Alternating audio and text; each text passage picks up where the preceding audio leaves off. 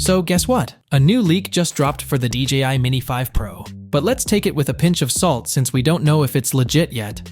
There's a promotional image floating around, shared on X, that hints at some major upgrades. The drone still seems very similar to its predecessor, especially with that sweet spot 250-gram weight limit.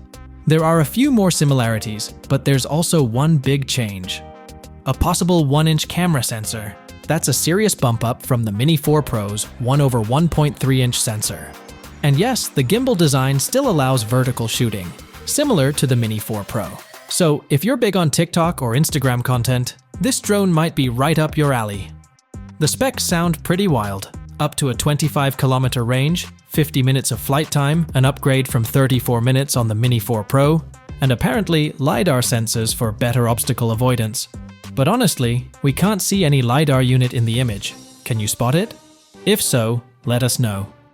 It's also rumored to have omnidirectional dual vision sensors and 2 black sensors inside that likely help with navigation. There could be downward vision sensors and LED lights underneath for landing in low light, though it's not clear if there's an infrared sensor.